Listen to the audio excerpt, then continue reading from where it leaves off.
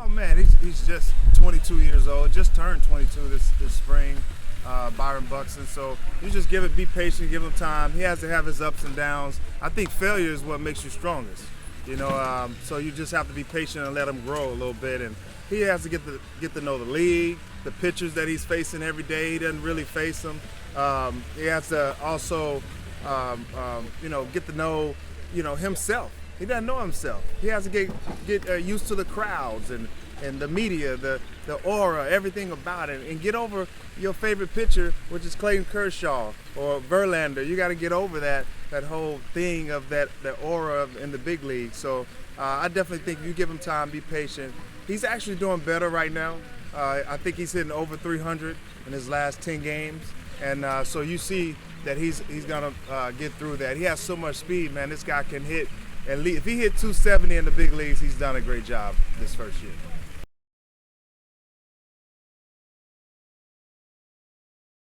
A guy for me was Kirby Puckett. Kirby Puckett, Paul Molitor. These guys were, guys with wisdom. And you only can get wisdom through failure and heal pain. And these guys have done a lot of things for me and showed me the ropes, and they took the time out to do it. You can have veteran presence in the clubhouse, but you don't have the character. He doesn't have the character and the leadership skills to give it back. But I'm fortunate to have guys like Paul Molitor, Dave Winfield, and Kirby Puckett that was in the clubhouse and showed me the ropes. So it's for me, I have to do it and give it back and do the same as well.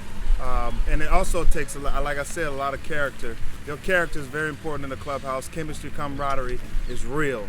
People don't believe in that, but catch the flu. You can't see it, but it affects you in a really big way. And so that's how chemistry is.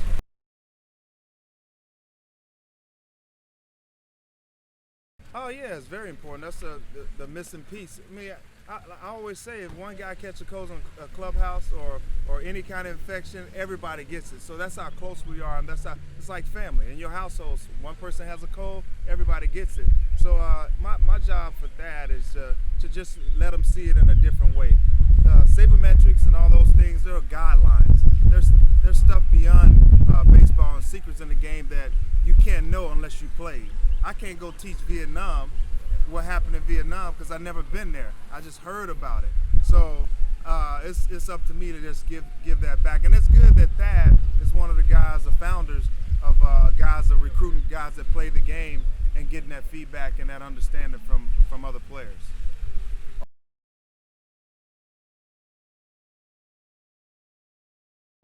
One memory that stands out most is, I guess everybody saw it was robbing Barry Bonds in the All-Star game. It was a lot of fun. It was on an international stage, and in the All-Star game, my first All-Star game, he got one of the best hitters to ever play this game at the plate, and it's Barry Bonds, and the ball's hit, so everybody's tracking that ball because Barry hit it.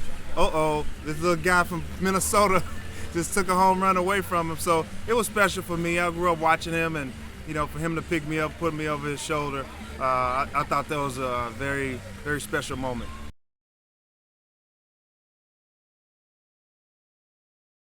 If he would have gotten caught, it was so much suspicion that it got diluted. And if he'd gotten caught, yeah, he probably wouldn't, probably take him a long time, or he might have to die to get in the Hall of Fame so he wouldn't see it. But to me, he's the best player I ever seen. I didn't see Ted Williams, I didn't see Ty Cobb, I didn't see all those guys, Babe Ruth. But I can tell you now, Barry Bonds, with my eyes, is the best hitter and best player I ever seen. But he has a lot of speculations, and speculations don't mean nothing if you have no proof.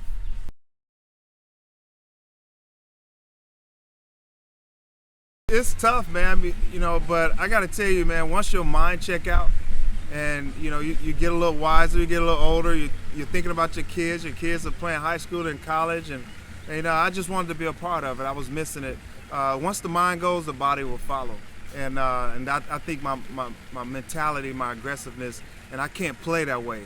I have to go out and play 100%, give it my all, and I can't worry about anything else. I'm a professional. Professionals, no matter what's going on in their lives, they always get the job done, and I started bringing my personal into my job, and I couldn't perform.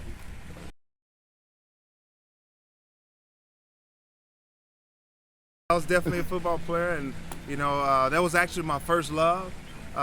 Baseball, I had a chance to go to Korea, when I was 16 years old, and I saw, played against Derek Lee, Hideki Matsui from Japan, and, a lot of different players.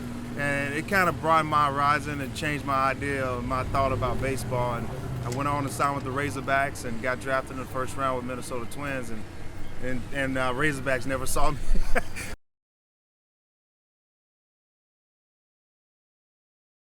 My son going to Notre Dame and Torii Jr. and being a wide receiver out there, and he played both sports, baseball and football. He ended up getting drafted last year by the Angels, the team I played with, and now he's there. We're leaving tonight to go see him play, and so he's down there in spring training and extended spring training and getting the job done and learning. He's on his way.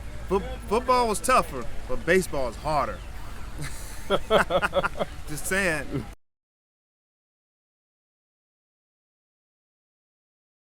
Man, Bo Jackson was good. He was I think he was better, but prime time he lasted longer and played and was more consistent with a lot of talent. And I think Bo Jackson was more talented with power, and Deion was finesse and speed, and he was able to outlast him.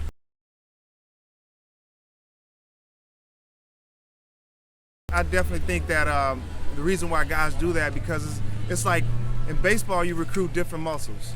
In football you recruit different muscles. I think when you play baseball you give those muscles that you recruit in football a rest. And I kind of like that. I like guys who play football and baseball because they have the mental toughness of a football player, the strength and the grind, the grit. And then baseball, you have the humbleness because you're humble. 3 out of 10, you're a hero.